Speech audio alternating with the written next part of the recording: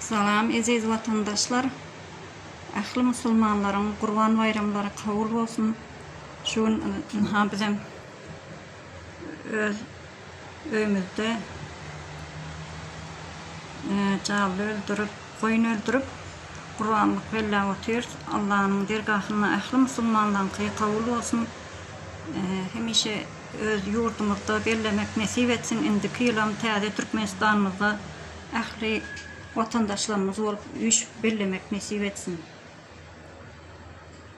Allah kabul etsin hemmeğinin kini.